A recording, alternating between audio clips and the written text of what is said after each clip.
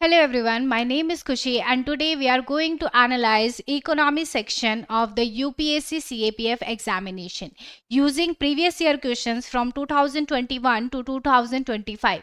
Today we will understand how UPSC actually asks questions from economy from this particular subject in CAPF examination.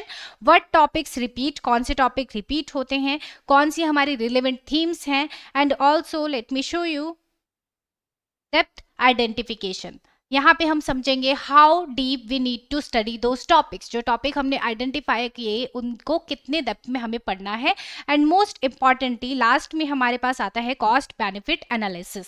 That is how much time we should actually spend on this particular subject. For example, अगर हमारे पास अपने preparation को लेकर 120 days हैं तो उसमें से कितने दिन हमें इसे पर्टिकुलर सब्जेक्ट को देने चाहिए, कितने दिन हमें इस पर्टिकुलर सब्जेक्ट की तैयारी करनी चाहिए. एंड आफ्टर दैट हम लास्ट ईयर्स में 2021 से 2025 में जितने भी आपके प्रीवियस ईयर क्वेश्चंस इकोनॉमी से आए हैं वो सब वन बाय वन डिस्कस करेंगे. So now without any further ado, yes, without any further ado, let us start with the trend analysis of the last 5 years. So if we look at the number of economic question asked, कितने question आपसे पूछे गए, तो 2021 में आपसे 10 question पूछे गए हैं, 2022 में आपसे 6 क्वेश्चंस, 2023 में अगेन 10 क्वेश्चन, 2024 में 16 क्वेश्चन, 2025 में 13 क्वेश्चन. नाउ आपको यहाँ पे फ्लक्चुएशन दिख सकती है बिकॉज कुछ करंट अफेयर्स के टॉपिक भी होते हैं या पीआई भी होता है जिसको कभी कभी हम इकोनॉमी में ले सकते हैं. तो एक दो क्वेश्चन ऊपर नीचे हो सकता है, बट जो क्वेश्चन यहाँ पे कवर नहीं हुआ वो करंट अफेयर्स में कवर हो जाएगा. Now the most important part of this analysis is identifying which topics UPSC repeatedly asks question from. कौन सी topic से हमें हर साल questions देखने को मिल रहे हैं. So when we analyze the PYQ, हमें कौन से topics मिले? When we analyze the PYQ, certain themes appeared again and again. क्या थी वो themes? First theme है हमारी है elasticity. Elasticity से आपके questions बार बार देखने को मिल रहे हैं. 2021 में elasticity of demand से प्राइस इलास्टिसिटी से आपसे क्वेश्चन पूछा गया.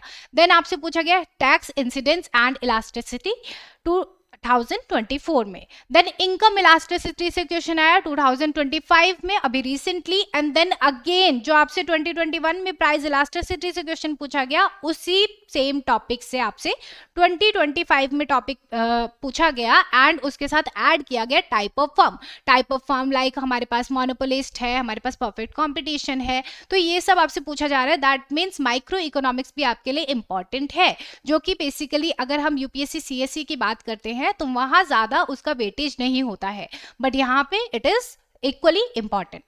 देन नेक्स्ट थीम हमारी है मॉनेटरी पॉलिसी एंड बैंकिंग. तो अनदर मेजर एरिया हमारे क्या बन जाता है banking and monetary policy. For example कैसे क्वेश्चन पूछे गए, कैरेक्टरिस्टिक्स ऑफ मनी आपसे पूछा गया, एनबीएफसी फंक्शंस एंड लिमिटेशन क्या है उनकी 2022 में आपसे पूछा गया, बैड बैंक क्या होते हैं ये आपसे पूछा गया, cash reserve ratio, statutory liquidity ratio, इन टॉपिक से आपके क्वेश्चन आए. Then instruments of monetary policy से भी आपका क्वेश्चन आया. Now this shows the that basic banking or we can say जो भी कॉन्सेप्ट है आपके मॉनेटरी पॉलिसी के, they are very very important. So these topics are mainly covered. कहाँ से कवर कर सकते हैं आप? एनसीईआरटी मैक्रो इकोनॉमिक्स से कवर कर सकते हैं. बट कुछ टॉपिक्स ऐसे होते हैं कि वो टॉपिक तो है, like for example CRR, cash reserve ratio आपकी एनसीईआरटी में आपको मिल जाएगा, बट जिस डेप्थ पे क्वेश्चन पूछा जा रहा है वो शायद आप एनसीईआरटी से कवर ना कर पाए. नाउ थर्ड थीम हमारी क्या है, government budget and fiscal concepts. So fiscal policy से आपके क्वेश्चन पूछे जा रहे हैं, गवर्नमेंट बजट से आपके क्वेश्चन पूछे जा रहे हैं. सो कैसे क्वेश्चन, ऑटोमेटिक स्टेबलाइजर से 2021 में आपसे क्वेश्चन पूछा गया. Then capital versus revenue receipt से आपसे क्वेश्चन पूछा गया. आफ्टर दैट फिस्कल डेफिसिट आपका टॉपिक बन जाता है. देन कैपिटल रिसीट है आपके पास topic. And after that most important हमारा क्या है, national income and GDP concept. Now हम सभी जानते हैं नेशनल इनकम हमारा एक इंपॉर्टेंट टॉपिक है. सो अगेन यहाँ से आपके क्वेश्चन पूछे जाते हैं. कैसे क्वेश्चन आपसे पूछे जा रहे हैं, gross value added, then V shaped recovery. Now mostly students ये सब नहीं पढ़ते हैं, V shaped, K shaped and U shaped recovery, but यहाँ से भी आपके क्वेश्चन पूछे जा रहे हैं, तो इससे आपको डेप्थ का पता लगता है कि हमने कितनी ज़्यादा डीप जाके अपनी पढ़ाई करनी है। सो आपको ये वी शेप्ड रिकवरी क्या है, यू शेप्ड रिकवरी क्या है, ये सब भी पढ़ना होगा। एंड जीडीपी से अगेन आपसे क्वेश्चन पूछा गया। देन अगेन यूनियन बजट हमारे लिए बहुत ही इंपॉर्टेंट है। Almost every year union budget से क्वेश्चन देखने को मिल रहा है। फॉर एग्जाम्पल बजट 2022-23 से पूछा गया, देन 23-24, 25-26 एंड 25-26 से आपके 3 टाइप के क्वेश्चन पूछे गए। हम आगे डिस्कस करेंगे कि कौन से स्पेसिफिक जो क्वेश्चंस हैं वो आपके एग्जाम में आए। सो आप देख सकते हैं कि यूनियन बजट की भी बहुत ज़्यादा वेटेज है, तो आपको ये पढ़ के जाना है। Then again economic survey, economic survey से आपसे क्वेश्चन यहाँ पे पूछे जाते हैं। हाई फ्रीक्वेंसी इंडिकेटर्स क्या है, measures of adequacy of reserve क्या है, पीएमआई, पीएमआई क्या है, परचेजिंग मैनेजर इंडेक्स, इस पे भी आपसे क्वेश्चन पूछा जा रहा है। दैट मीन्स आपको करंट अफेयर्स में क्या पढ़ना है, यूनियन बजट कवर करना है, इकोनॉमिक सर्वे कवर करना है। नाउ कुछ टॉपिक्स ऐसे हैं जो इंपॉर्टेंट है बट रिपीटेड नहीं है, जो मोस्ट रिपोर्टेड थे वो मैंने आपको बता दिए हैं। Important but less repeated topics जो अगेन अगर आ गए हैं एग्जाम में तो आपको कवर करके जाने चाहिए। गवर्नमेंट स्कीम्स जो हैं उनसे क्वेश्चन पूछे गए। For example I think last 5 years में आपसे 2 या 3 क्वेश्चन गवर्नमेंट स्कीम से पूछे गए हैं। Then production possibility frontier, again micro economics का टॉपिक है। After that paradox of thrift, अगर आप अपनी एनसीईआरटी ढंग से पढ़ रहे हैं देन आप इसका आंसर कर सकते हैं। एनसीईआरटी में भी आपको वो नॉलेज बॉक्स दे रखे होते हैं, वहां पे आपका ये टॉपिक आपको मिलेगा, पैराडॉक्स ऑफ थ्रिफ्ट। बट अगर आपने वो बॉक्स पढ़ना छोड़ दिया तो आपसे ये कवर नहीं हो पाएगा। तो आपको एनसीईआरटी में जो भी दे रखा है सब कुछ कवर करना है। After that balance of payment, balance of trade आप पढ़ेंगे। इंटरनेशनल ट्रेड थ्योरी से आपके क्वेश्चन आए, ज्यादा क्वेश्चन नहीं आए बट इंपॉर्टेंट है। अगर आपसे एक क्वेश्चन भी पूछा गया है तो भी आपके लिए ये इंपॉर्टेंट हो जाता है। न्यू लेबर कोड्स अभी बहुत ज्यादा न्यूज में थे, दैट इज वाई यहाँ से क्वेश्चन पूछा गया। 5 ईयर प्लान्स, नीति आयोग की report, finance commission reports, finance commission report से एक ईयर में 3 क्वेश्चन पूछे गए। आपकी 14th finance commission report, 15th finance commission report से क्वेश्चन पूछे गए। तो ऐसा नहीं है कि जो रिसेंट वाली है बस वहीं से पूछा जाएगा, जो प्रीवियस है, फॉर एग्जाम्पल अभी 16 आ गई है बट स्टिल आपसे 14 एंड 15 से पूछे जा रहे हैं। नाउ नेक्स्ट टॉपिक आपका क्या बनता है, इन्फ्लेशन। इन्फ्लेशन से कैसे टॉपिक्स पूछे गए, कोर इन्फ्लेशन, बाकी हम आगे देखेंगे क्या पूछा जा रहा है। आफ्टर दैट आपसे टैक्सेशन से भी क्वेश्चन पूछे जा रहे हैं, दैट इज जीएसटी। तो जीएसटी से भी रिलेटेड आपको पता होना चाहिए एंड अगेन ये टॉपिक आपका एनसीईआरटी कवर करता है। Now the next important question क्या आता है जब हमने सारे टॉपिक्स पता कर लिए हैं, that is how deep we actually need to study economic for CAPF. CAPF के लिए अब हमें कितना डेप्थ में पढ़ना है, कुछ आइडिया आपको हो गया होगा टॉपिक्स देखने के बाद। तो सोर्सेज टू कवर, कौन से सोर्सेज से हम ये सब कवर कर सकते हैं। सो एनसीईआरटी मैक्रो इकोनॉमिक्स आपके लिए बहुत ज्यादा इंपॉर्टेंट हो जाती है, एनसीईआरटी माइक्रो इकोनॉमिक्स भी आपके लिए इंपॉर्टेंट हो जाती है। इनमें जो टॉपिक्स हैं उनको आपको और डेप्थ में जाके पढ़ना है बट टॉपिक वही रहेंगे आपके। देन यूनियन बजट है आपका, यूनियन बजट से हम देख चुके हैं कि हर साल हमारे पास क्वेश्चन आ ही रहा है, तो ये तो मस्ट है। देन अगेन इकोनॉमिक सर्वे भी हमारे लिए इंपॉर्टेंट है। देन है हमारे पास पीआईबी एंड गवर्नमेंट रिपोर्ट्स, जो कि हमारा करंट अफेयर्स में भी काफी बार कवर हो जाता है। सो अगेन ये भी इंपॉर्टेंट है। Then sources to avoid, sources to avoid for example अगर आपके पास ज्यादा टाइम नहीं है तो आप यहाँ जंप नहीं करेंगे। Heavy academic economic theory books, अगर आपने पहले का ये जो हमने बेसिक टॉपिक डिस्कस किए, अगर आपने ये अभी नहीं किया है तो आप heavy academic economic theory books नहीं पढ़ेंगे। अगर आपका सब कुछ कवर हो गया है देन आप इस पे जा सकते हैं। एडवांस्ड मैथमेटिकल इकोनॉमिक्स, अगेन ये आपको नहीं पढ़ना है क्योंकि कोई भी न्यूमेरिकल इकोनॉमिक्स से नहीं आता है। Then detailed research level economic literature, इसकी भी हमें पढ़ने की जरूरत नहीं है। Now yes, now let's discuss difference from civil services examination, जो हमारे यूपीएससी सीएसई है उससे ये कैसे अलग है। सो जब हम सिविल सर्विस एग्जामिनेशन की बात करते हैं सो वहां पे क्वेश्चंस आर मोर एनालिटिकल, बहुत ज्यादा एनालिटिकल क्वेश्चंस आते हैं, मल्टीपल और we can say advance sources से क्वेश्चन आते हैं, एक्सटेंसिव करंट अफेयर इंटीग्रेशन हमें देखने को मिलता है वहां पे, एंड करंट अफेयर जो इंटीग्रेशन है that is much much deeper. But जब हम CAPF की बात करते हैं तो CAPF में questions are concept based MCQs। Concept based, for example हमने देखा इलास्टिसिटी से आपके क्वेश्चन आ रहे हैं, हमको पता है इलास्टिसिटी में प्राइस इलास्टिसिटी है, इनकम इलास्टिसिटी है, तो ये सब आपको पढ़ के जाना है। एंड एक होता है हमारा क्रॉस इलास्टिसिटी, उस पर हमने अभी तक क्वेश्चन नहीं देखा है बट प्राइस और इनकम से आता है, तो दैट मीन्स हमें इलास्टिसिटी में सब कुछ कवर करना है। Now NCERT plays a very important role. आपको NCERT में जितने भी टॉपिक्स दिए गए हैं वो सब कवर करने हैं। And conceptual clarity, again conceptual clarity is more important than excessive reading. आपको बहुत ज्यादा रीडिंग नहीं करनी है, बल्कि बुक्स नहीं पढ़नी है जो हमने यहाँ पे डिस्कस किया, आपको करना है कॉन्सेप्चुअल क्लैरिटी। अगर आप कोई स्पेसिफिक टॉपिक पढ़ रहे हैं तो वो कॉन्सेप्ट आपका क्लियर होना चाहिए। नाउ अगेन डेप्थ रिक्वायर्ड कहाँ है आपको, question test logical understanding rather than memorisation, जैसे कि हमने अभी बात की। So factual knowledge is required mainly for, जहां पे आपको याद करना पड़ेगा वो क्या चीजें हैं, गवर्नमेंट रिपोर्ट, गवर्नमेंट की जो भी स्कीम्स हैं उनके नाम क्या है ये आपको याद करना पड़ेगा। यूनियन बजट में जो नंबर्स हैं वो आपको याद करने पड़ेंगे, इकोनॉमिक सर्वे में numbers, and of course current affairs and PIB current आपको याद करना पड़ेगा। देन हमारे पास आता है cost benefit analysis. So now let's talk about this cost benefit analysis. So as we saw earlier, हम पहले ही देख चुके हैं, on average 11 to 12, right? 11 to 12 questions per year आपसे यहाँ इकोनॉमी सब्जेक्ट से पूछे जाते हैं। Now since the CAPF question have कितने क्वेश्चंस, 125 क्वेश्चन होते हैं। सो इकोनॉमी कंट्रीब्यूट करेगा रफली अराउंड 9 to 10% वेटेज होगा हमारा इकोनॉमी सब्जेक्ट का। Now suppose a student has कितने दिन, 120 days for preparation. Now if economy has around, हम ले लेते हैं 10%, ओके।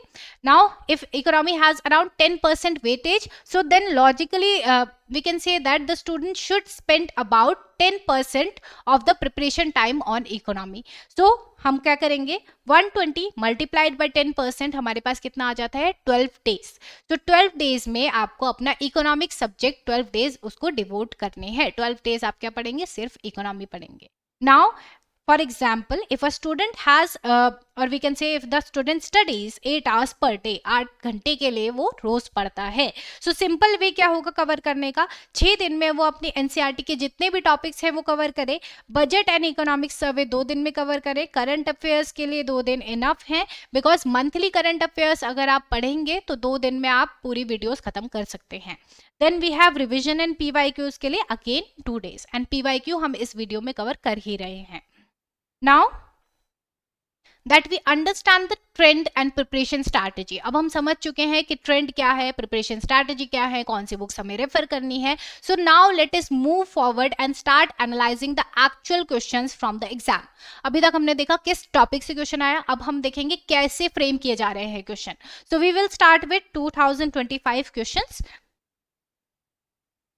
जो क्वेश्चंस आपसे 2025 में पूछे गए हैं। नाउ क्वेश्चन नंबर 1 आपका क्या था, यस, तो क्वेश्चन नंबर 1 आपका था, which among the following regarding the nature of goods and income elasticity are correctly matched. तो आपको नेचर ऑफ गुड्स दिए गए थे, कौन कौन से हैं आपके पास, नेसेसिटी, लग्जरी, इंफीरियर। नाउ आप इन तीनों गुड्स के बारे में नहीं जानते हैं तो आंसर नहीं कर पाएंगे। Select the answer using the code given below. So जब हम इनकम इलास्टिसिटी ऑफ डिमांड की बात करते हैं, we are talking about here income elasticity, right. So income elasticity of demand की बात करते हैं। So income elasticity measures how demand for a good changes when income changes. जब आपकी इनकम बढ़ेगी so demand for that good कितना बढ़ेगी, कितना फ्लक्चुएट होगी। So first is necessity good. So necessity goods के लिए elasticity lies between 0 and 1। So this means जब हमारी इनकम बढ़ती है, जब हमारी इनकम बढ़ेगी डिमांड भी इंक्रीज होगी, right, but less than proportionately.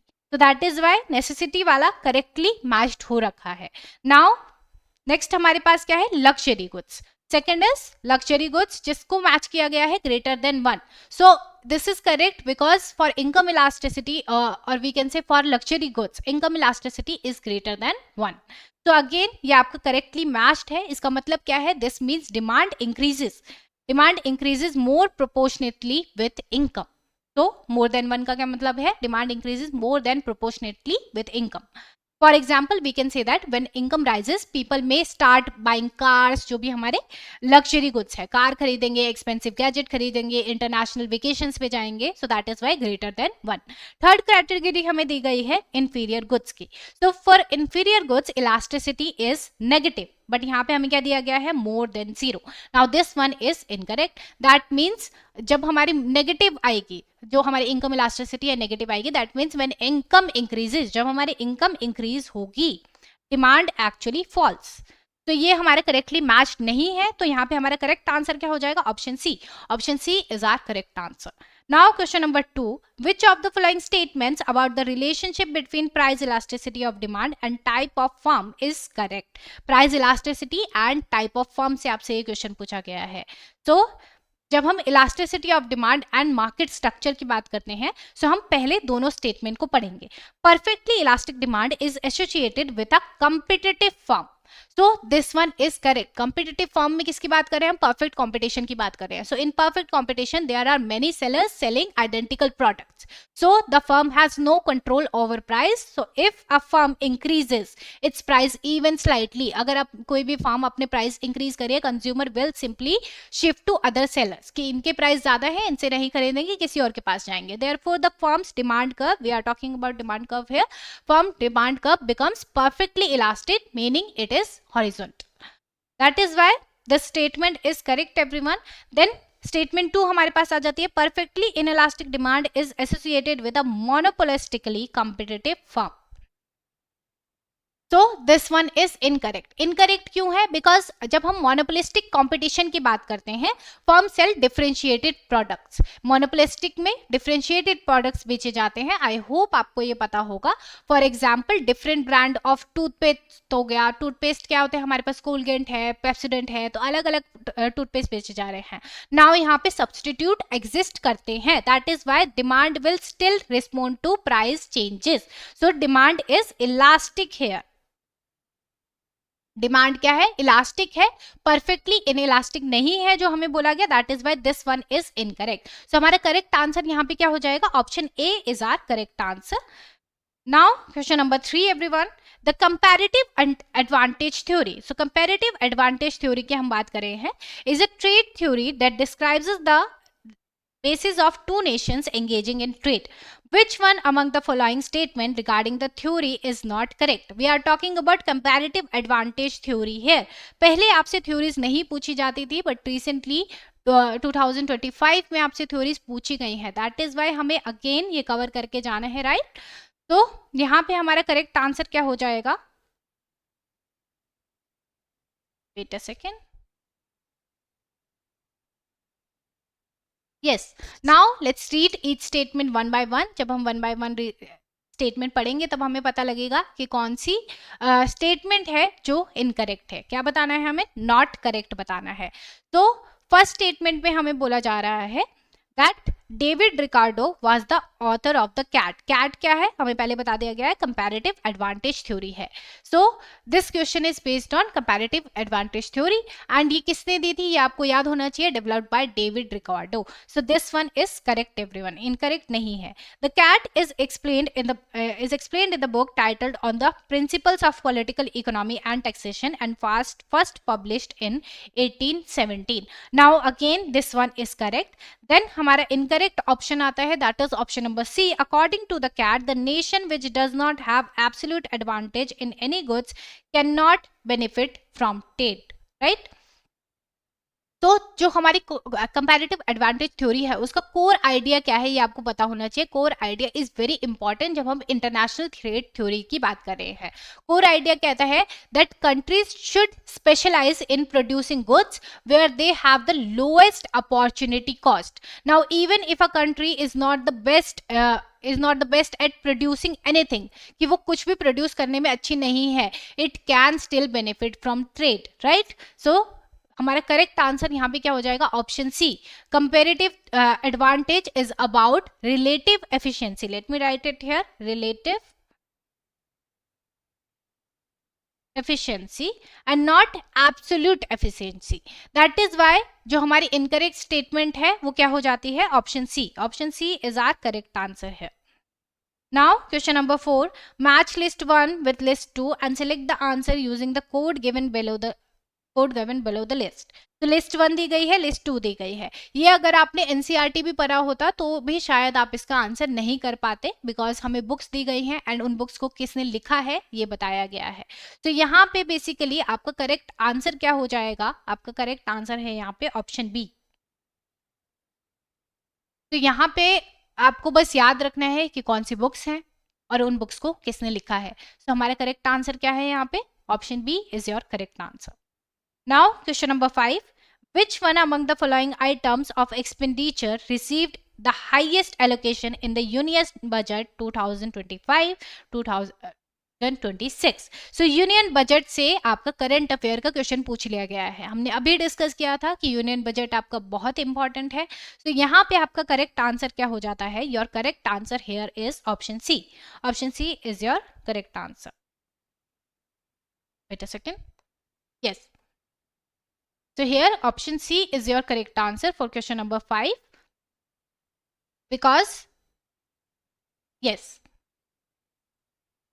तो बिकॉज जब हम मेजर एक्सपेंडिचर हेड्स की बात करते हैं जो हमें बजट में दिए गए हैं 2025 एंड 2026, वो क्या थे, इंटरेस्ट पेमेंट था, डिफेंस था, मेजर सब्सिडीज जितनी भी हैं आपकी, एंड पेंशंस था, right.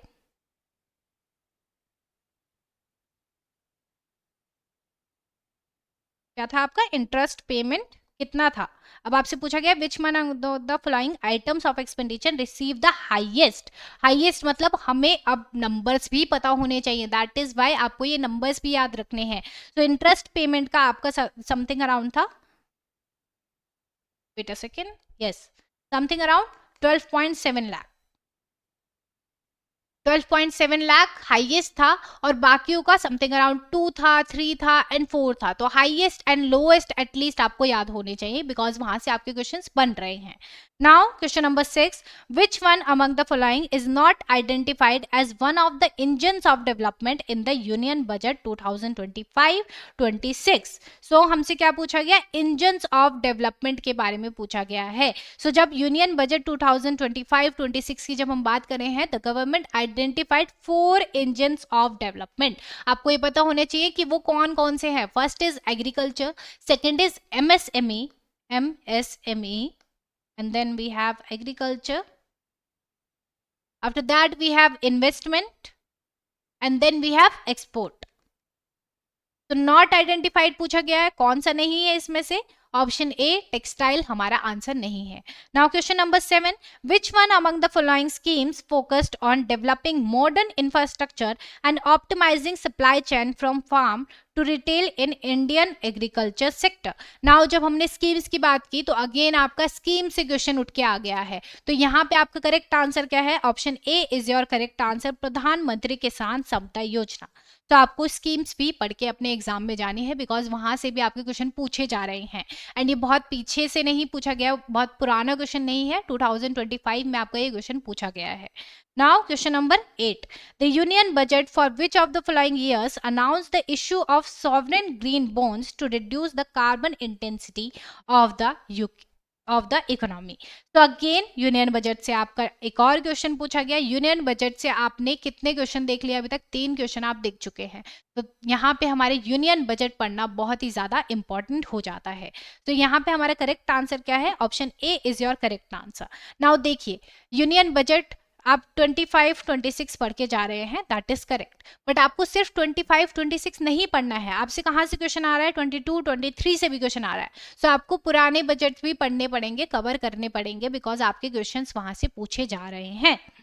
Now question number 9, Which one among the following statement is not correct? कौन सी statement correct नहीं है, ये हमसे बोला गया है. So now let's analyze one by one. The Financial Stability and Development Council was set up in 2010. So again आपको हर एक ऑप्शन को देखना है, उसमें क्या बोला गया, financial stability and development council. So that means यहाँ से आपको क्वेश्चन आया, इसको आप अपने एग्जाम में कवर करके जाएंगे. Now this one is correct, but हमें बताना है incorrect. The national logistic policy was launched in 2022. This is again correct. Then we have the rural infrastructure development fund was instituted in NABARD during 1995 to 1996. This is again correct. The G20 was formed in 2001 as a forum of finance minister and central bank governor. So this one is incorrect because the G20 was actually formed in 1999 and not 2001. So हमारा correct answer क्या हो जाएगा? Option D is our correct answer here. Now question number 10. The code on wages was notified by the government of India in the year. Now recently ये बहुत ज़्यादा trend में था कि जो भी हमारे करंट अफेयर्स है उसमें code on wages, new labour codes की बात कर रहे हैं, तो आपको एटलीस्ट ये पता होना चाहिए था जितना न्यूज में चल रहा है. तो code on wages was notified by the government of India in the year. कौन से ईयर में किया गया था? दैट वाज 2019 में किया गया. Now question number 11. Which among the following statements regarding India's services export is or are not correct? Now again हमें क्या बतानी है? Incorrect statement यहाँ पे बतानी है. Now think about it. जब हम स्टेटमेंट 1 की बात करते हैं, India share in global services export has more than doubled, reaching around 4.3% in 2023 from 1.9% in 2005. Now इसके लिए हमें नंबर्स याद होना बहुत ही इंपॉर्टेंट है.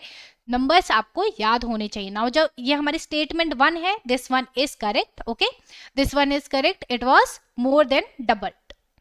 नाउ स्टेटमेंट 2 जब हम पढ़ते हैं, that is travel and transport services represent areas where India holds are relatively larger share in global export at 10,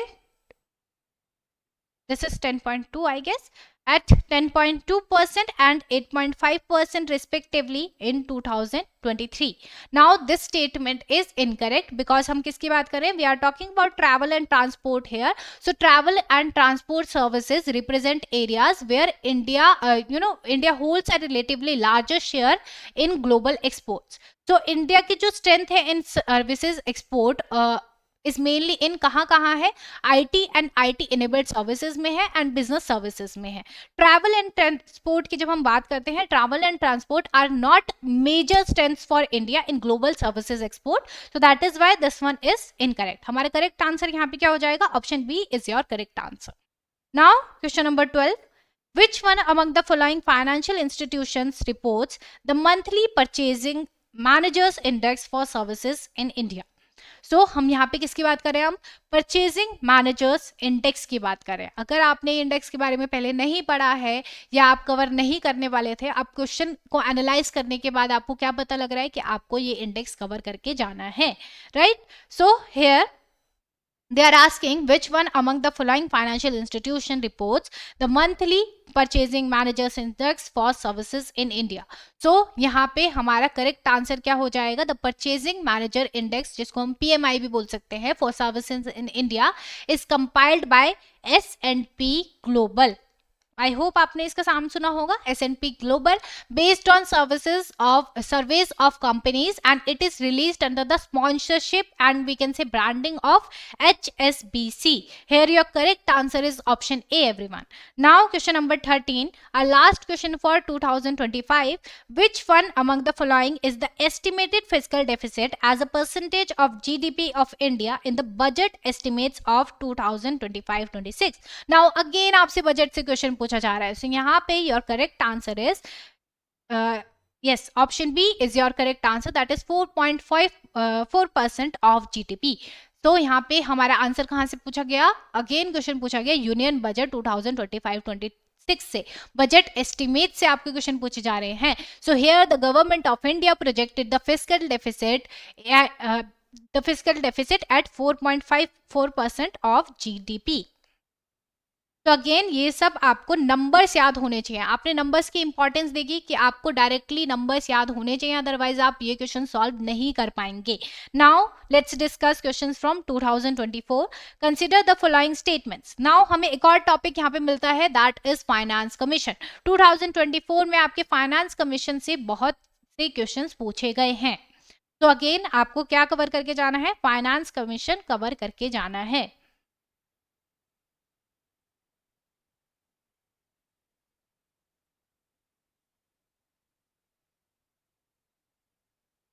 right, आप फाइनेंस कमीशन कवर करके जाएंगे. Now let's begin with question 1 जो हमारा था.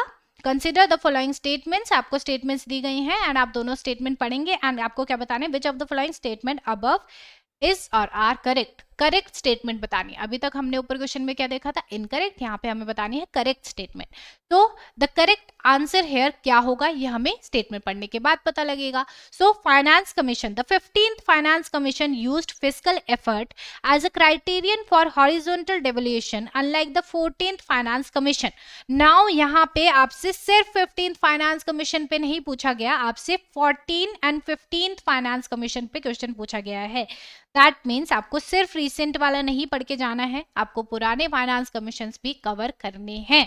सो आपको 15th करना है, 14th करना है।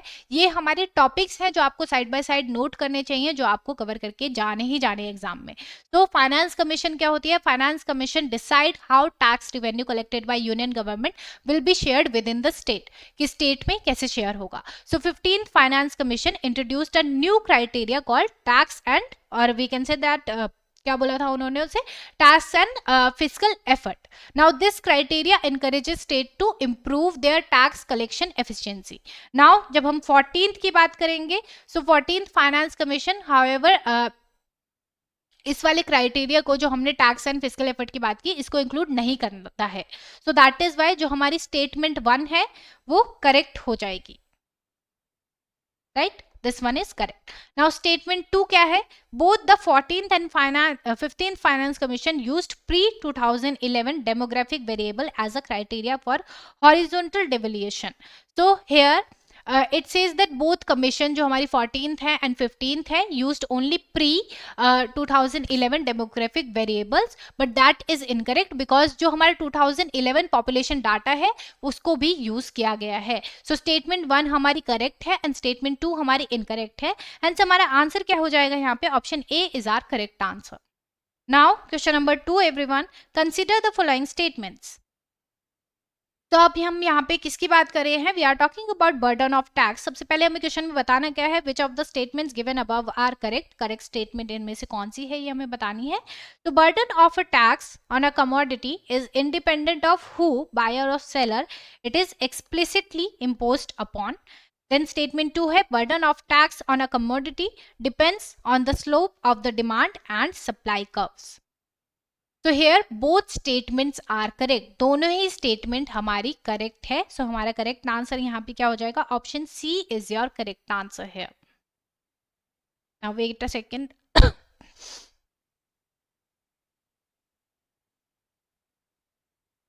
Yes, we are discussing question number 2. So here both statements are correct. Now question number 3 everyone. In recent year, which one among the following is the source of demand in the Indian economy in descending order? Recent years पूछा गया है and आपको देखना है ये question कब पूछा गया है। ये क्वेश्चन कहाँ का है, 2024 का। तो उसमें रिसेंट ईयर क्या होंगे, 2024 होगा, 23 होगा, 22 होगा, राइट। सो उसके रिसेंट ईयर के हिसाब से इसका आंसर करना है। सो जब हम aggregate demand in an economy की बात करते हैं, that is composed of 4 major components, जो कि हम अपना पढ़ते हैं, right. GDP is equals to C plus I plus G plus X minus M, जो कि हमारा इम्पोर्ट एक्सपोर्ट का जो हम बैलेंस करते हैं, that is, this is our formula. Now यहाँ पे सी क्या है, सी हमारी होती है प्राइवेट कंजम्पशन, आई क्या है इन्वेस्टमेंट, जी क्या है गवर्नमेंट कंजम्पशन, एंड जो हमारा एक्स माइनस एम है उसको हम क्या बोल सकते हैं, नेट एक्सपोर्ट बोल सकते हैं, राइट। सो नेट एक्सपोर्ट के अकॉर्डिंग जब हम अपने रिसेंट ईयर में 2024 के अकॉर्डिंग देखेंगे, so Indian economy in recent year देखेंगे, the contribution to demand generally follow कौन सा ऑर्डर, that is your option C. Option C को वो फॉलो करता है। थर्ड का आपका आंसर क्या होगा, सी, बिकॉज जो हमारी प्राइवेट कंजम्पशन है वो लार्जेस्ट कंपोनेंट ऑफ जीडीपी है। ग्रॉस फिक्स्ड कैपिटल फॉर्मेशन की जब हम बात करते हैं, सेकंड लार्जेस्ट कंट्रीब्यूटर है। देन अगर हम गवर्नमेंट कंजम्पशन की बात करते हैं, वो क्या है, smallest share compare to the first two जो हमने बात की, and net export usually the smallest and often negative due to higher import. हम इम्पोर्ट ज्यादा कर रहे हैं रिसेंट ईयर में, that is why. Now, question number 4.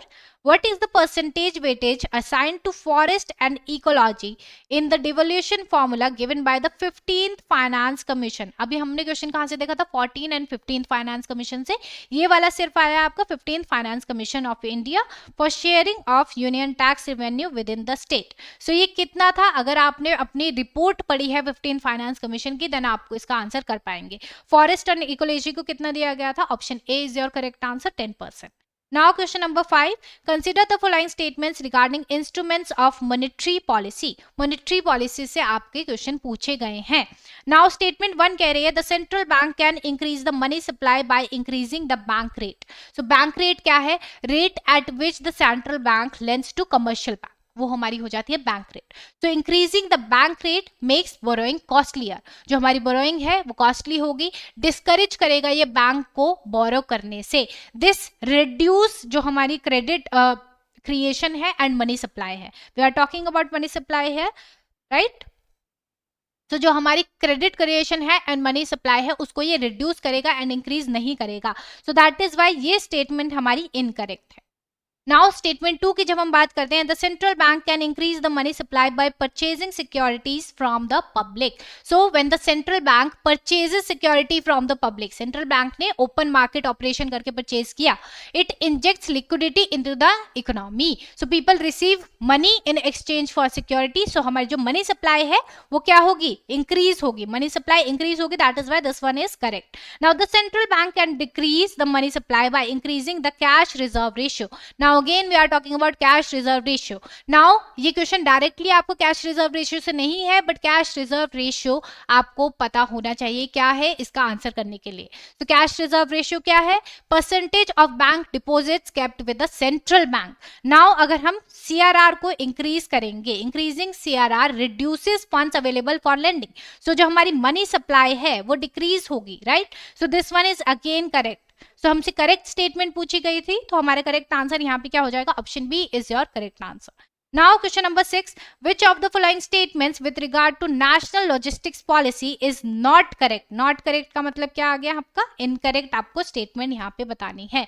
So यहाँ पे आपकी incorrect statement क्या हो जाती है? जब first statement है launched in 2022, this one is correct. NLP would improve the competitiveness of Indian goods. That is again correct. Then NLP would enhance economic growth and increase employment opportunity. Again correct. NLP क्या है? National logistics policy.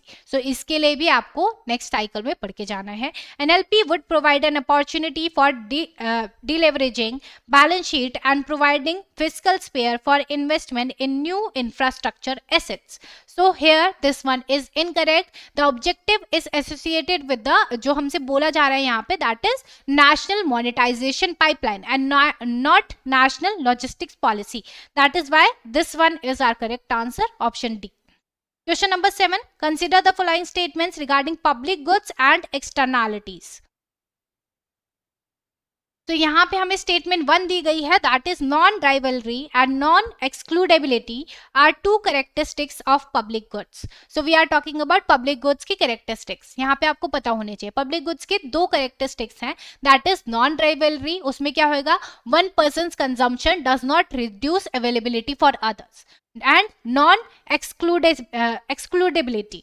तो ये क्या है? It is difficult or impossible to exclude people from using the good. Difficult है, right? So example हमारे क्या आ जाएंगे यहाँ पे? नेशनल डिफेंस बोल सकते हैं आप, स्ट्रीट लाइटनिंग बोल सकते हैं, पब्लिक पार्क्स बोल सकते हैं. So that is why this one is correct.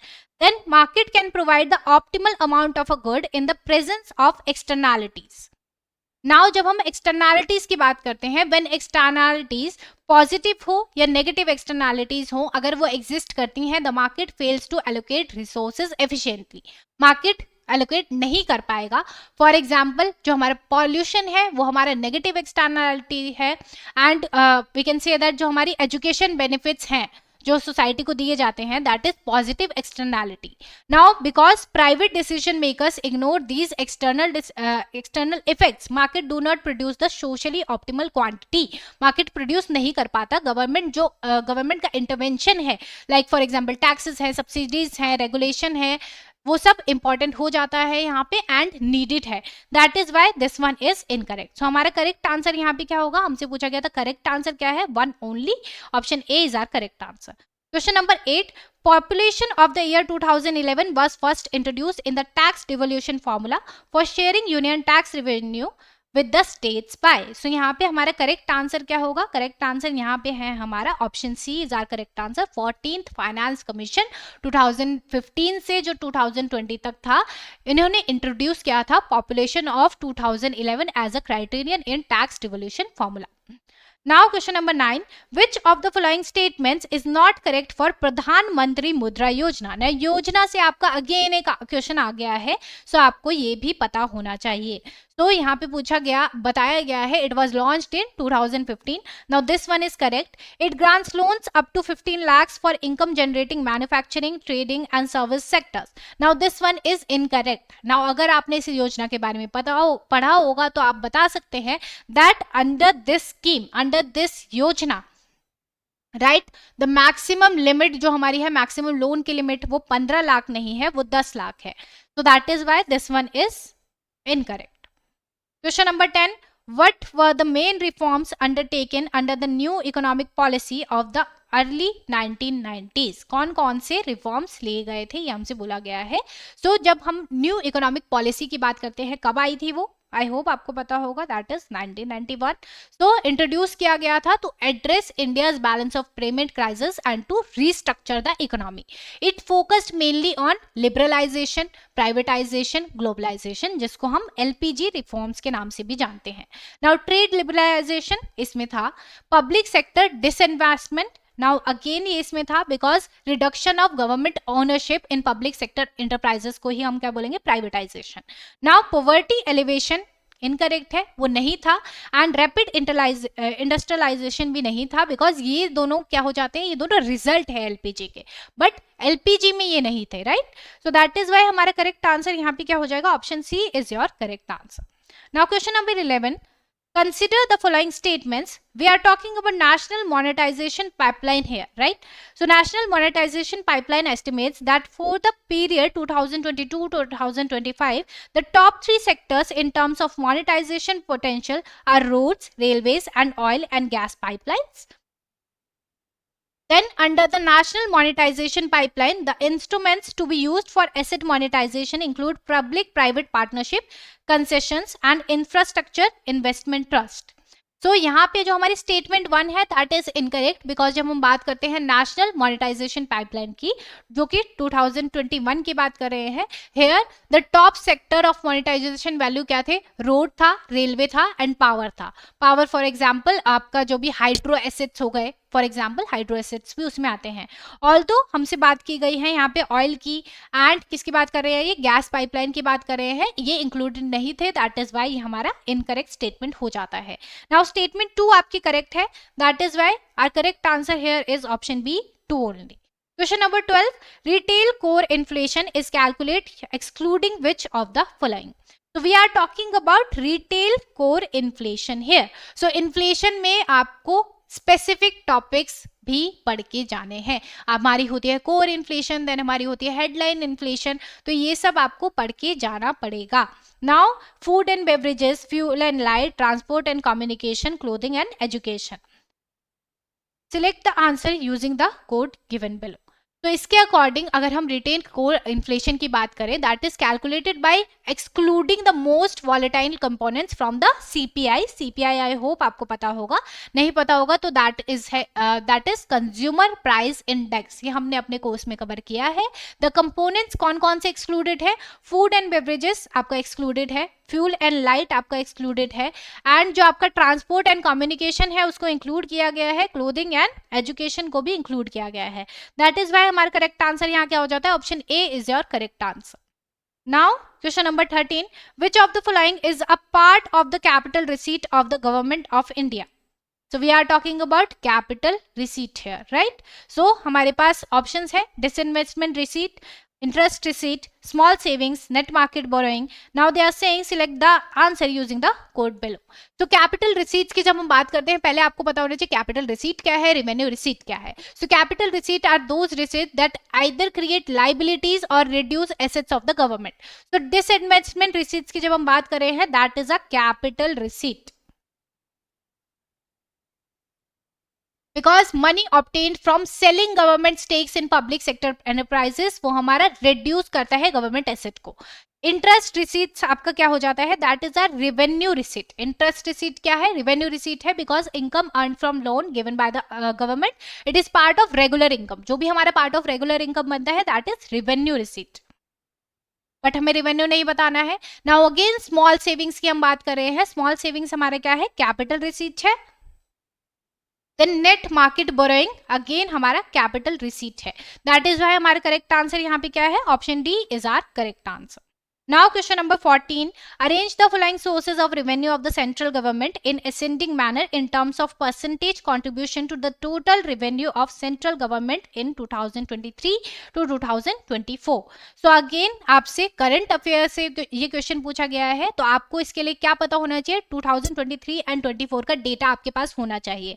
तो यहाँ पे आपका करेक्ट आंसर बनेगा ऑप्शन सी. कस्टम ड्यूटीज की जब हम बात करते हैं तो उसका लोएस्ट शेयर है. यूनियन एक्साइज ड्यूटीज की जब हम बात करते हैं, that is slightly higher than customs. Then we are talking about corporate tax, so that is major direct tax source, corporate tax. But then हम बात कर रहे हैं जीएसटी की. जीएसटी क्या है, सेंट्रल जीएसटी शेयर्स की अगर हम बात करते हैं, that is highest among the listed. Now question number 15. Which one among the following reports state that the budget is seen not as the simple balancing of tax receipt against expenditure, but as a sophisticated process in which instruments of taxation and expenditure are used to influence the course of the economy? So we are talking about reports here. Now अगर आपने Plowden report on control of public expenditure पढ़ी होगी, then you can answer this one. But अगर आपने reports ही नहीं पढ़ी, then you cannot answer this one. So here the correct answer is option D. Report ये कब आई है, that is 1961. Now question number 16. Which of the following sectors have been identified as critical sectors by the National Critical Information Infrastructure Protection Center? So we are talking about critical sectors here. So जब हमने इसकी बात की, short form लिख लेते हैं हम, NCIIPC. Yes, तो इन्होंने आइडेंटिफाई किए sectors whose disruption could seriously affect national security, economy, public health and public safety. So जो हमारे लिस्टेड ऑप्शन है उसमें से क्रिटिकल सेक्टर क्या क्या है, पावर एंड एनर्जी हमारा क्रिटिकल सेक्टर है. Industry that is not identified, ये जो हमारी ऑर्गेनाइजेशन है इन्होंने आइडेंटिफाई नहीं किया. इंडस्ट्री जो हमारा है वो उसको आइडेंटिफाई नहीं किया गया है. Banking and financial services again हमारे क्रिटिकल सेक्टर बनता है. एंड जो इरिगेशन है अगेन लिस्ट नहीं किया गया है इनकी रिपोर्ट में. एंड एजुकेशन भी लिस्टेड नहीं है. सो यहाँ पे हमारा करेक्ट आंसर क्या हो जाएगा, option B is our correct answer. Now finally हमने 2024 के सारे टॉपिक, सारे क्वेश्चन देख लिए हैं. Now let's discuss question number 1. कौन से ईयर से, 2023. तो the focus of the second 5 year plan was. So अब यहाँ से हमसे डायरेक्टली पूछा गया है कि सेकेंड 5 ईयर प्लान का फोकस क्या था. नाउ वेरी सिंपल क्वेश्चन, अगर आपने 5 ईयर प्लान्स कवर किए हैं तो that is why the second 5 year plan. Okay, I hope everything is fine. Yes. Now we are discussing second 5 year plan. So इस plan का focus कहाँ कहाँ था, development of basic and heavy industries, expansion of public sector, building industrial capacity for long term growth and achieving economy self reliance through industrial development हम करेंगे.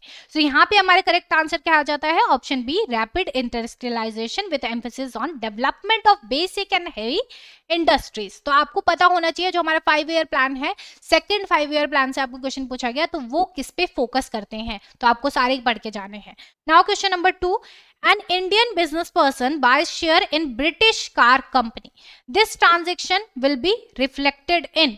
कहाँ reflect करेगी ये. सो इसके लिए आपको कौन से कंसेप्ट पता होने चाहिए, that is balance of trade and balance of payment. Now balance of trade की जब हम बात करते हैं, बैलेंस ऑफ ट्रेड रिकॉर्ड करता है ओनली आपके जो भी एक्सपोर्ट हैं एंड आपके जो भी इंपोर्ट हैं। बट जब हम बैलेंस ऑफ पेमेंट की बात करते हैं, ये रिकॉर्ड करता है ऑल इकोनॉमिक ट्रांजेक्शन्स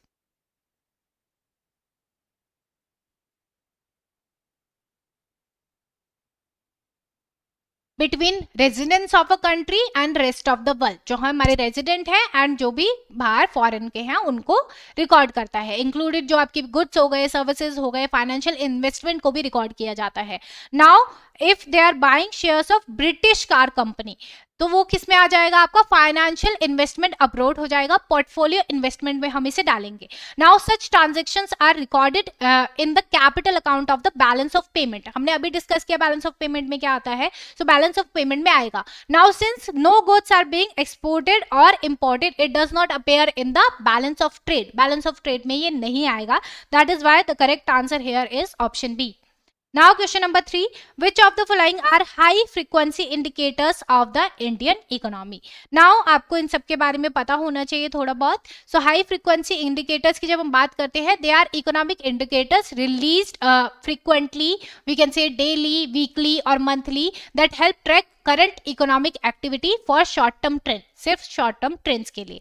तो जब हम पावर कंजम्पशन की बात कर रहे हैं, ये इंडिकेट करता है the level of industrial and business activity. तो नाउ जब हम बात करते हैं आईआईपी जनरल इंडेक्स की, ये क्या करता है, ये मेजर करता है industrial growth in sectors like हमारी माइनिंग हो गया, मैन्युफैक्चरिंग हो गया, इलेक्ट्रिसिटी हो गया। सो इसको रिलीज किया जाता है monthly. And 10 year G-Sec yield की जब हम बात करते हैं, रिफ्लेक्ट करता है फाइनेंशियल मार्केट एक्सपेक्टेशन जो भी आपकी रहेंगी, इन्फ्लेशन आउटलुक क्या है आपका,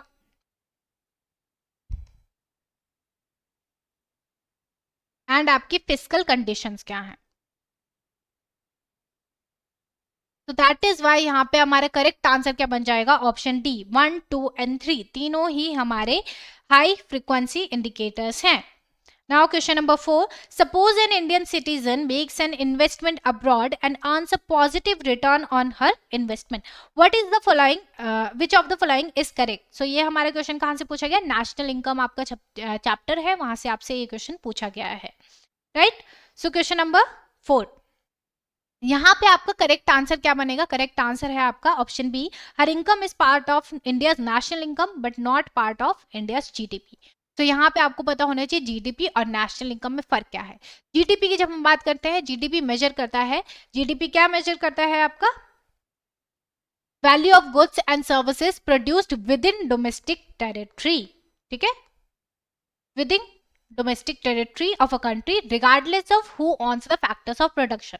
बट जो हमारा नेशनल इनकम है, नेशनल इनकम क्या होता है हमारा, आपको पहले ये पता होना चाहिए, जीएनपी हमारा नेशनल इनकम होता है। ये इंक्लूड करता है the income earned by country's residents, okay, we are talking about residence here, so whether it is earned within the country or abroad ये include करेगा, that is why हमारा correct answer क्या हो जाएगा, option B is our correct answer here. Now question number 5, if the cash reserve ratio is lowered by the RBI, supply of money in the economy will, अगर cash reserve ratio को कम कर दिया जाएगा तो supply of money का क्या होगा। हमने सिमिलर क्वेश्चन अभी 2024 में देखा। सो यहाँ पे हमारा करेक्ट आंसर क्या बनेगा, correct answer is option C, increase. तो अगर आपको cash reserve ratio and money supply के बीच का जो भी रिलेशनशिप है वो पता है, you can answer this one. Now question number 6, fiscal deficit in the union budget mean. तो very simple type of question, fiscal deficit का मतलब क्या है ये पूछा गया। So option C is correct, the sum of budgetary deficit and the net increase in internal and external borrowings. Now question number 7, which one of the following is the largest component of revenue expenditure in the union budget 2022-2023? Now हमसे budget से related current affairs पूछे जाते हैं, ये आपने देखा है, आपको उसके नंबर्स इसलिए याद होने चाहिए। हमने ऊपर भी ऐसा सिमिलर क्वेश्चन डिस्कस किया, राइट। सो यहाँ पे हमारा करेक्ट आंसर क्या है, again option A, interest payment. तो largest component of revenue expenditure क्या है, ये अगर आप बजट को ढंग से पढ़ेंगे तभी आपको पता लगेगा। Now question number 8, adequacy of foreign exchange reserves of a country is captured by which of the following indicators? So we are talking about adequacy of foreign exchange reserves. So This is generally assessed using indicators that show whether a country has enough reserves. क्या country के पास enough reserves हैं to manage external shock. अगर कोई भी external shock उन्हें लगता है, taxes बढ़ जाते हैं या duties बढ़ जाते हैं, custom duties बढ़ जाती हैं, imports and imports पे अगर duties लगती हैं, and अगर कोई financial obligation है तो. So common indicators में क्या क्या आता है? आपका reserve to import ratio आता है, आपका reserve to external debt ratio आता है, reserve to monetary aggregate आता है, but this third reserve to GDP ratio ऐसा कुछ नहीं आता है. That is why here our correct answer is option D, everyone.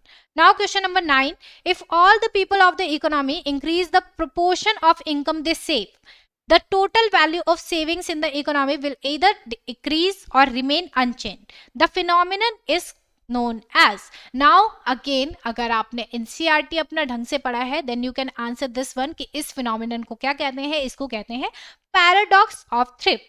So that is why this one is your correct answer. Now crowding out दिया गया है, crowding in दिया गया है, paradox of prosperity दिया गया है, तो ये क्या है? Crowding out क्या होता है?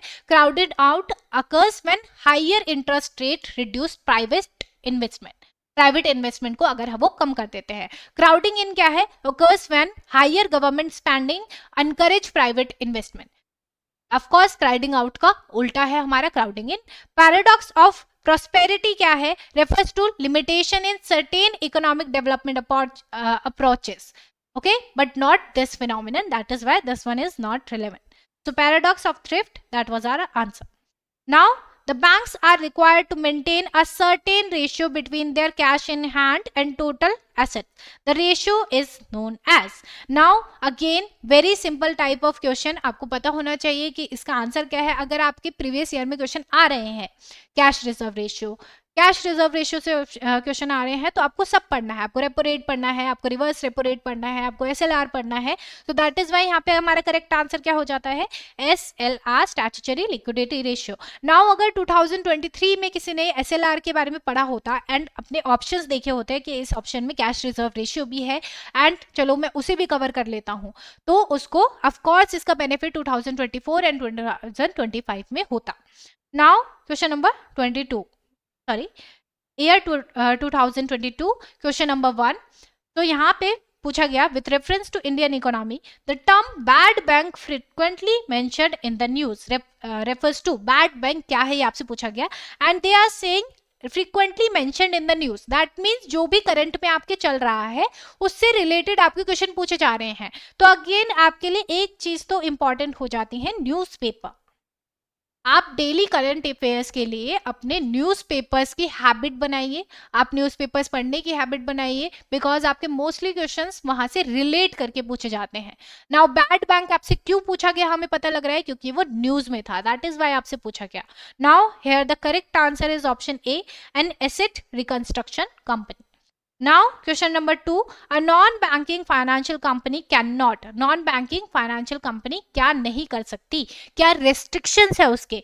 So NBFC की जब हम बात करते हैं, non-banking financial company क्या है? NBFC शॉर्ट फॉर्म में बोल सकते हैं हम. उनके पास certain restrictions होते हैं compared to जो बाकी banks हैं. So NBFC cannot accept, we can say accept demand deposits from the public. So हमारा correct answer यहाँ पे क्या हो जाएगा? Option D. Also additional information के लिए they do not form part of payment and settlement system, उसमें वो नहीं आते हैं. And NBFC can not even issue cheques drawn on themselves, तो they can not even issue cheques. Again अगर आपका यहाँ से क्वेश्चन आता है तो आपके पास एडिशनल नॉलेज है जो आपको क्वेश्चन सॉल्व करने में हेल्प करेगा. Now question number 3, the proceeds from disinvestment are included as. Proceeds from disinvestment. So here the correct answer is option C, everyone. We are talking about capital receipts here. We are talking about capital receipts here. The government receives capital receipts through loans or from the we can say अगर government ने किसी चीज की cell किया है, किसी asset की cell किया है, तो उनके पास क्या आएगी? कैपिटल रिसीट आएगी. The sale of government asset such as sale of we can say shares in public sector undertakings उन्होंने दे दिए, उसको क्या बोला जाएगा? उसको बोला जाएगा disinvestment. Now such receipt reduce financial assets of the government and therefore किस में क्लासीफाई करेंगे हम उसे? कैपिटल एसेट्स में, कैपिटल रिसीट्स में क्लासीफाई करेंगे. Now question number 4, very easy type of question. GST isn't. GST क्या है? GST is a destination based consumption tax. Very simple, right? So this one is our correct answer. Now question number 5. In the first quarter of fiscal year 2020-21, GDP contracted by 23.9% and in the second quarter by 7.5%. The economic survey, again economic survey से आपके पहले question पूछे जा रहे थे, 2020-2021 preferred to call it a recovery in. Now ये topic आपको पढ़ाया जाता है नेशनल इनकम के चैप्टर में. यस कि आपकी कौन सी टाइप्स ऑफ रिकवरी है, यू शेप, वी शेप, के शेप, डब्ल्यू शेप, सारी रिकवरी आपको पढ़ाई जाती हैं. बट ये क्वेश्चन आपसे पूछा क्यों गया है आप ये देखिए, बिकॉज ये इकोनॉमिक सर्वे में मेंशन किया गया था. एंड इसका करेक्ट आंसर यहाँ पे क्या था, 5 का आंसर था हमारा option B, V shape recovery. So V shape recovery refer कौन सी सिचुएशन को करता है, where there is an sharp economic decline followed by quick and strong recovery. So that is why correct answer is option B है. Now question number 6. Based on the scoring on SDG, Sustainable Development Goal India Index, the Niti Aayog has classified various states into certain categories. Which one of the following is not one of the categories? Now आपको ये पता होनी चाहिए कौन कौन सी categories हैं. So जब हम SDG इंडिया इंडेक्स की बात करते हैं, नीति आयोग ने क्लासिफाई किया है स्टेट्स को एंड यूनियन टेरिटरीज को कितने में, 4 कैटेगरी में उन्होंने बांटा है. फर्स्ट हमारे पास है एस्पिरेंट, जिसको वो 0 to 49 बोलते हैं. स्कोर क्या है हमारे, टोटल स्कोर हमारे हैं 0 से 100 तक, राइट. तो एस्पिरेंट किस में आते हैं, 0 से 49 में. परफॉर्मर है हमारे पास, परफॉर्मर किस में आते हैं, 50 से 64 में. देन हमारे पास फास्ट रनर नहीं है, दैट इज वाई ये हमारा करेक्ट आंसर होगा. हमारा आंसर क्या है यहाँ पे, करेक्ट आंसर होना चाहिए था फ्रंट रनर. फ्रंट रनर का आई गेस है 65 to 99 एंड अचीवर्स का है 100. नाउ अगेन आपसे किसी भी तरह का क्वेश्चन आ सकता है, तो हमें सारे डेटा के लिए, सारे फैक्ट्स के साथ तैयार रहना है अपने एग्जाम के लिए. Now last year that is 2021. So question number 1 हमसे क्या पूछ रहा है, 2021 में कंपैरेटिवली आपके बहुत ही इजी टाइप के क्वेश्चन आए थे. आपसे क्वेश्चन पूछा गया है प्रोडक्शन पॉसिबिलिटी फ्रंटियर से, प्रोडक्शन पॉसिबिलिटी कर्व से. So which of the following statements about PPC is not correct. Now I hope production possibility curve के बारे में हम सभी जानते हैं. First statement, the production possibility frontier slopes downward to the right as the resources are limited. Now this one is correct. The different combinations of various goods and services given the available resources and technology are denoted by the production possibility frontier. Now again correct, this is the definition of PPF. Now option C, any point on or side the or inside the production possibility frontier is attainable under the existing technology and resources. So we are talking about inside the production possibility frontier. So आपको ये पढ़ के जाना है कि point inside है, point outside है, तो उसके क्या लिमिटेशंस हैं, उसके क्या एडवांटेजेस हैं, क्या हो सकता है. सो ये सब हमको कवर करके जाना है. So here points on the curves represent efficient production. अगर कर्व पे है तो वो एफिशिएंट प्रोडक्शन है, बट जब हमारा पॉइंट इनसाइड है दैट मीन्स इनएफिशिएंट प्रोडक्शन है, हम उसको बढ़ा सकते हैं अभी. That is why this one is again correct. Now option D, on the production possibility frontier the output of one commodity can be increased without changing the output of another commodity. Now this one is incorrect everyone, so our correct answer is option D. Now question number 2, how is the magnitude of price elasticity for an individual good determined? तो हमें 4 statements दी गई हैं. So price elasticity of demand से हमारा question है. तो price elasticity of demand करता है क्या है, price elasticity of demand measures the responsiveness of quantity demanded to a change in price. So the magnitude of price elasticity for an we can say individual good depend on several factors. कौन कौन से factors हैं हमारे जो nature of goods है. For example necessity of luxury, तो ये भी हमारा एक फैक्टर बनता है. Availability of substitute, substitute available है या नहीं, ये भी हमारा एक फैक्टर बनता है. Then proportion, we are talking about the relative importance of the goods in the consumer budget. तो आपका proportion of income spent on the goods है क्या है, ये भी हमारा एक फैक्टर बढ़ता है. But this by the rate of income growth in the economy, this one is incorrect. Price elasticity depend on income levels and other factors, not on the rate of income growth in the economy. We are not talking about in the economy. That is why here our correct answer is option C everyone. Now question number 3, which one of the following functions as an automatic stabilizer in the context of fiscal and monetary policies of an economy? So we are talking about automatic stabiliser है। Now इसके लिए आपको पता होना चाहिए automatic stabiliser है क्या। Automatic stabiliser are a form of fiscal policy. Fiscal policy में हम इसको डिस्कस करते हैं। We have monetary policy, then we have fiscal policy. So fiscal policy में हम इसे डिस्कस करते हैं। क्यों डिजाइन किया गया? To counter fluctuations in economic growth through their normal operation without additional government action. Government को कोई एक्शन बीच में आके ना लेना पड़े। So they are ongoing government policy that automatically adjust tax rates and transfer payments in order to stabilise income, consumption and business spending over the business cycle. So यहाँ पे ऑटोमेटिक नाम सुन के ही पता लग रहा है कि कोई इंटरवीन नहीं कर रहा है, ऑटोमेटिकली सब कुछ ठीक हो जा रहा है। सो ये इसका हमारे पास एग्जाम्पल क्या है? Personal income tax. Personal income tax हमारा ऑटोमेटिक स्टेबलाइजर है। बट जब हम reverse repo rate of bank open market corporation की हम जब बात करते हैं, ये हमारी क्या है? मॉनेटरी पॉलिसी इंस्ट्रूमेंट है। क्या है ये? मॉनेटरी पॉलिसी इंस्ट्रूमेंट है। where we can say where the central bank buys or sells government security to regulate liquidity. So यहाँ पे central bank intervene कर रहा है. So that is why हमारा correct answer नहीं होगा. Now this bond price are market का outcome. Bond price क्या है? Market का outcome है, कोई policy instrument नहीं है. Now question number 4. Broadly both birth and death rates are low in which of the following stages of demographic transition model? Now अगर आपने डेमोग्राफिक ट्रांजेक्शन मॉडल देखा होगा then you can answer this one.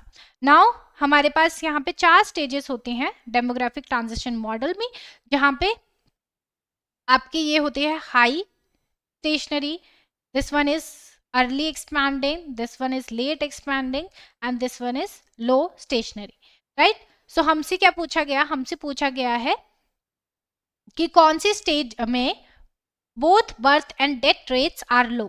So कौन सी stage में होते हैं? Our correct answer here is option D. Low stationary stage में ऐसा होता है। ओके एंड जब हम बात करते हैं लेट एक्सपैंडिंग स्टेज, तो यहाँ पे बर्थ रेट डिक्लाइन हो रही होती है और डेथ रेट्स हमारी लो रहती हैं। जब हम अर्ली एक्सपैंडिंग स्टेज की बात करते हैं, इसमें क्या होता है? बर्थ रेट हमारी हाई होती है एंड जो हमारी डेथ रेट है वो डिक्लाइन कर रही होती है रैपिडली। बट जब हम बात करते हैं हाई स्टेशनरी स्टेज की, तो यहाँ पे दोनों ही rates, birth and death rates दोनों ही हाई रहते हैं। तो आपको ये चार्ट इस PDF में मिल जाएगा, आप बाद में इसको चेक आउट कर सकते हैं। Then we have question number 5, which one among the following statements is not correct? कौन सी करेक्ट नहीं है, ये हमें बताना है। नाउ यहाँ पे हम किसकी बात करें? When the economic growth slowly then its potential the unemployment rate rises. Now this one is correct. अगर आपको पता होगा अनएम्प्लॉयमेंट रेट के बारे में, then you can answer this one. Then we are talking about structural employment, then we are talking about cyclical employment, cyclical unemployment. तो इनके बारे में भी आपको पता होना चाहिए। टाइप ऑफ अनएम्प्लॉयमेंट आपको पढ़ के जाना है, आपको टाइप ऑफ एम्प्लॉयमेंट पढ़ के जाना है, राइट। सो ऑप्शन डी हमारा बात करता है at full employment the measured unemployment rate is negative. Now here this one is incorrect because unemployment rate की जब हम बात करते हैं तो उसका फॉर्मूला क्या है? अनएम्प्लॉयड पीपल डिवाइडेड बाय, किससे डिवाइड करते हैं? हमारी जितने भी लेबर फोर्स है, multiplied by 100, multiplied by 100. Now since the number of unemployed people cannot be negative, नहीं हो सकता है negative, right. So the unemployment rate can not be negative. Unemployment rate जो हमारी है वो नेगेटिव नहीं जाते, that is why this one is our correct answer. In addition to this fact that a rate can not be negative, जब हम full employment की बात करते हैं, full employment does not mean 0% employment. ये हम पहले भी डिस्कस कर चुके हैं जो हमने एनालिसिस किया था इकोनॉमी का। नाउ ये किसको रेफर करता है? Natural rate of unemployment, natural rate of unemployment को ये रेफर करता है। नाउ अगर आपने ये टॉपिक्स नहीं पढ़े हैं then you can not answer this one. That is why आपको प्रीवियस ईयर अच्छे से एनालाइज करने हैं, देखना है कौन से टॉपिक्स से क्वेश्चन आ रहे हैं, कौन से टॉपिक्स हेल्पफुल हैं उसको आंसर करने में, एंड वो सब अपने एग्जाम के लिए पढ़ के जाना है। Now question number 6, the amount by which the equilibrium level of real GDP exceed the full employment level of GDP is called, इसको क्या कहते हैं? सो वेरी सिंपल, आपने पढ़ा होगा अगर inflationary gap and deflationary gap के बारे में, then you can answer this one. Here the correct answer is option B everyone. Question number 7, the sectoral shares of gross value added for the year 2009-2010 to 2018-19 show that the share of service sector in GVA in India has increased over the year. Which among the following have driven the maximum increase? तो हमसे ये current affairs से basically ये question पूछा गया, या जो भी उस टाइम पे चल रहा था उसके अकॉर्डिंग ये क्वेश्चन पूछा गया है। तो यहाँ पे आपका करेक्ट आंसर क्या बनता? आपका करेक्ट आंसर यहाँ पे बनता option T, financial, real estate and professional services. That is why आपको न्यूज़पेपर्स पढ़ते रहने हैं, एंड जो हमारे पीछे की न्यूज़ हैं, जो भी बहुत ही इंपॉर्टेंट न्यूज़ हैं, वो सब भी कवर करनी है। एंड ये सब कहाँ कवर होता है? करंट अफेयर में कवर किया जाता है। On the basis of employment condition the economy is divided into. Now very very simple question जो आपको एनसीईआरटी में तो मिल ही जाएगा, that is organised and unorganised sector में इसको बांटा जाता है। Now question number 9, the price declared by the government every year before the sowing season to provide incentive to the farmer is called. Now आपको ये भी पता होना चाहिए, that is called minimum support price. Minimum support price इसे बोला जाता है. It is the price declared by the government of India every year before sowing season. It is announced. क्यों announce किया जाता है? To provide incentives to farmers to increase crop production and to protect agricultural producers from a sharp fall in farm prices, कि वो खेती करना ना छोड़े. Now question number 10, for anything to be recognized as money it need to have which of the following characteristics? So हमसे क्या पूछा गया बेसिकली यहाँ पे? मनी के characteristics, right? So very simple, अगर आपने एनसीईआरटी पढ़ी है then you can answer this one. So think about it, क्या आंसर होना चाहिए हमारा? तो यहाँ पे हमारा करेक्ट आंसर बनता है that for anything to function as money it must possess certain characteristics. क्या करेक्टरिस्टिक्स होंगे? वो करेक्टरिस्टिक्स होंगे act as an immediate intermediate in the exchange process. तो इंटरमीडिएट की तरह काम करें, as a medium of exchange हम पढ़ते हैं. जब हम अपनी एनसीईआरटी खोल के देखेंगे तो आप देखेंगे वहां पे लिखा है मीडियम ऑफ एक्सचेंज, इसका एक कैरेक्टरिस्टिक्स है. तो दैट इज वाई ये हमारा करेक्ट हो जाता है. Then standard unit of quoting prices, now this one is again correct. Then we have money be easily divisible. Wait a second. Yes, money be easily divisible. So money should be divisible into smaller units so it can be used for transactions of different values. So this one is again correct. But जो ये fourth हमें दिया गया है, have higher value in alternative uses. This is not characteristic of money. ये हमारी money का characteristics नहीं है. If the money had high alternative uses as a commodity, people might prefer using it for purposes rather than as money. For example, आप coin का example लेते हैं. अगर एक coin है उसमें जो metal use हो रहा है, for example अगर एक 2 रुपी coin है और उसमें जो metal use हो रहा है उसकी वर्थ अगर उसको पिघला के उसकी वर्थ देखी जाए तो वो 5 रुपए की है. तो लोग उसे एज अ मनी यूज नहीं करेंगे, लोग उसको बेचना प्रेफर करेंगे जिससे उन्हें ज्यादा प्रॉफिट हो सके. तो that is why this one is incorrect. So question number 10 का हमारा आंसर क्या हो जाएगा? Answer is option C. Option C is your correct answer. Now yes, all right everyone, these are the answers. So all right everyone, with this we have now come to the end of this session. Though this analysis of the 2021 to 2024 economic question हमने पूरा cover किया, सब कुछ discuss किया, कौन से topic आते हैं कौन से नहीं आते हैं. नाउ आई होप ये एनालिसिस के बाद you were able to clearly understand the key takeaway from this discussion कि आपको कौन से टॉपिक्स पढ़ने हैं, कौन से टॉपिक्स आपके लिए इंपॉर्टेंट हैं, कौन सी चीज़ें आपके लिए इंपॉर्टेंट है. Like for example union budget important है, इकोनॉमिक सर्वे इंपॉर्टेंट है, पीआईबी आपको पढ़ के जाना है, आपको नंबर्स पे ज़्यादा ध्यान देना है बिकॉज वहाँ से भी आपके क्वेश्चन आते हैं. सो ये सब आपको पता इस वीडियो से लग गया होगा that what topic you should focus on and कौन सी बुक्स में आपको ये टॉपिक्स मिल जाएंगे। सबसे पहले आपको स्टार्ट करना है एनसीईआरटी से, देन आप ग्रेजुअली मूव करेंगे जो टॉपिक्स आपको एनसीईआरटी में नहीं मिल रहे हैं। And the whole idea of this session was to make your preparation more strategic and focused rather than studying everything randomly. okay, economy एक वास्ट सब्जेक्ट है, आप इसको सीएससी की तरह प्रिपेयर ना करें। आपने पहले पूरा पीवाईक्यू एनालिसिस मेरे साथ किया, देन आई होप आपको पता लगा होगा कि आपको कैसे पढ़ना है, आपको क्या पढ़ना है, राइट। बट स्टिल अगर आपके पास कोई भी डाउट है, if you still have any doubts regarding the topics, concept और preparation strategy, please feel free to ask them in the comment box. Comments में आप अपने डाउट्स लिखिए and I will be happy to address your doubts. Thank you so much everyone, thank you so much and all the best for your preparation for your CAPF examination.